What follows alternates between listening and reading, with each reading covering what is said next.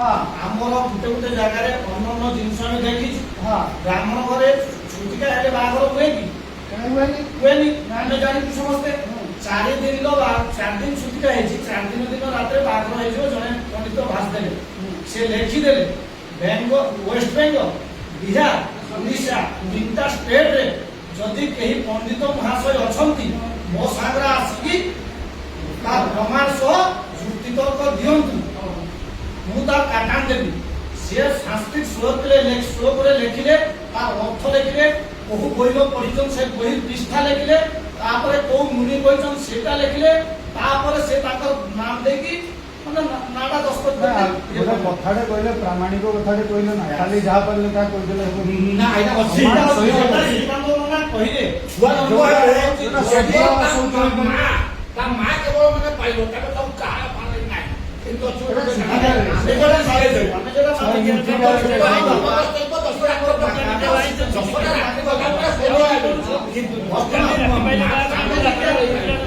ବର୍ତ୍ତମାନ ସେଇଟା କରିବା ପାଇଁ ତାଙ୍କର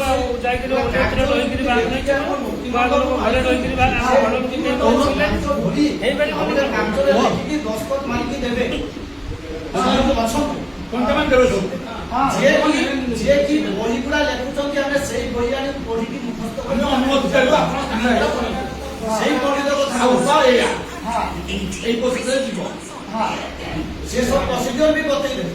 ଏ ଯୋଉ ଆମର ଯୋଉ ଆସିଥିଲେ ଯୋଉ ବୀରେନ୍ଦ୍ର ପଣ୍ଡା ସିଏ ଜ୍ଞାନୀ ଲୋକ, ପଚାରିଲେ ସେ ବାଟ ବତେଇ ଦେଲେ।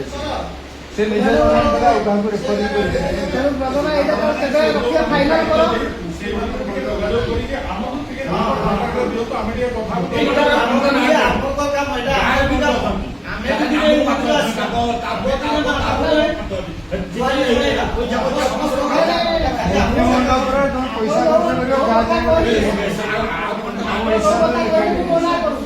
ଆମର ସୁବାନା ଯେମିତି କଲେ ରାଜସ୍ୱ ବୋଲି ସରକାର ଯାହା ଚାହିଁଲେ କଲେ ଏଠି ଦୋଷ ଲାଭ ନାହିଁ, ତାକୁ କରିବା ହିସାବରେ ଯଦି ଗ୍ରାମସ୍ୱର ହଉଛି ସୁବର୍ଣ୍ଣନା ଯେଟା କହିଲେ ଏଇଟା ରଜା ମୁଣ୍ଡ ଉପରେ ଦେଇଯିବ। ଯେଟା ଆମେ କଥା ଆଲୋଚନା କରୁଥିଲେ ଯେ ମୁଁ ଯଦି ନା କହିଦେବି, ଲେଖିଦେବି, ଆପଣ ମାନି ନେବେ, ମୁଁ ଦସ୍ତଖତ କରିଦେବି, ଆପଣ ମାନି ନେବେ।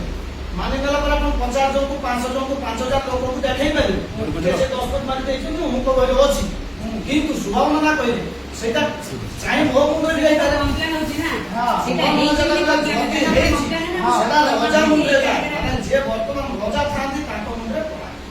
ସେଟା କହିଲେ ତାଙ୍କ ଅବସ୍ଥା ମୁଁ ଯେତିକି ବୁଝିଲି ସେଇ ଭାବୁଛେ ବୋଲି ଆମେ ନିଜେ କରିପାରିଲୁନି। ଅଛନ୍ତି ଯୋଉମାନେ ବହି ଲେଖୁଛନ୍ତି, ଆମର ତ କିଛି ନିୟମ ଅଛି ନା ଆମର କିଛି ଶାସ୍ତ୍ର ନିୟମ ଅଛି ନା ନାହିଁ,